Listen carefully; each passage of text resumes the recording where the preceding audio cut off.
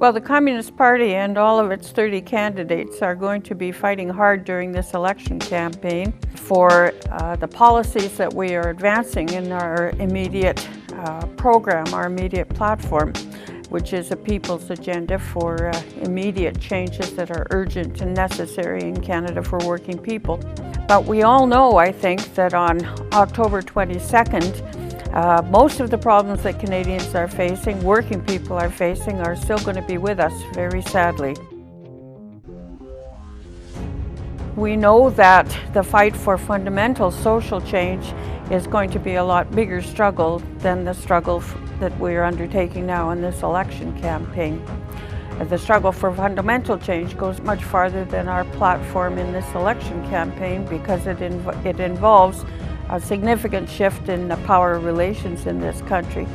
We live in an advanced capitalist country in which the multinational corporations and large Canadian corporations really call the shots. They are the real power behind the throne of Liberal and Conservative governments. And regrettably, the NDP is vying with the Liberal Party to replace them as Canada's newest voice for corporate interests.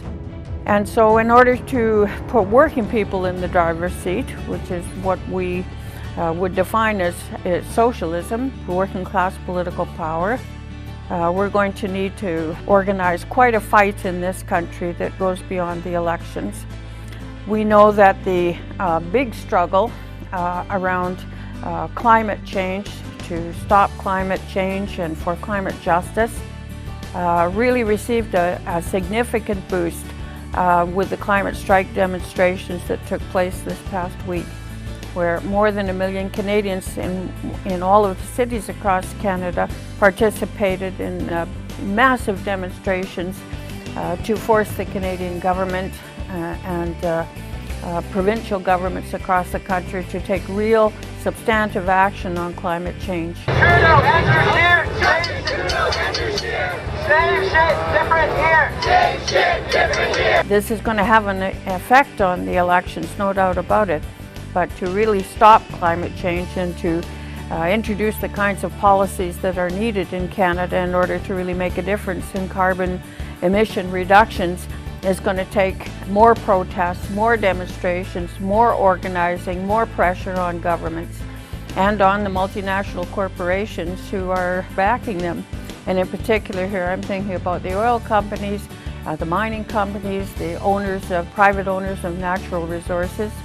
We are calling, for example, for the public ownership and democratic control over energy and natural resources in this country, because that's what's really essential if we are going to be able to substantially reduce carbon emissions so that they are cut in half by 2030 and eliminated altogether new emissions by 2050. It's that kind of radical action that's going to be necessary to really change things.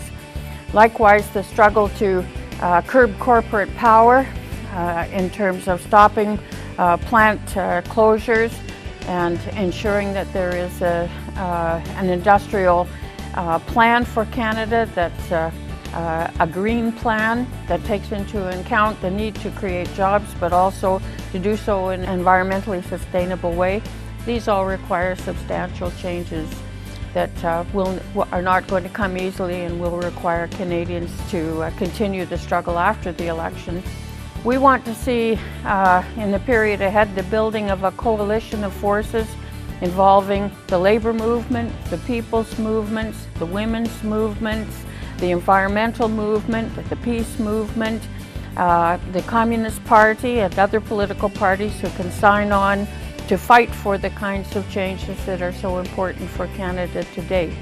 And this coalition of forces would be fighting for not only against corporate policies and corporate governments, but also have an agenda that they are putting forward as an alternative to these agendas.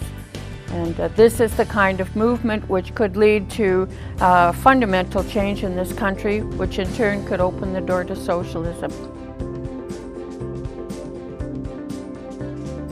And socialism, of course, means the end of the exploitation of one human being by another, the end of racism, the end of national, sexual, racial oppression, and the opening up of a new society in which human beings are really equal, and in which the working people are in charge and make the decisions about the future of this country in a democratic and in a far-reaching way. Well, we say in this election, as we say in general, the problem is capitalism. The solution is socialism.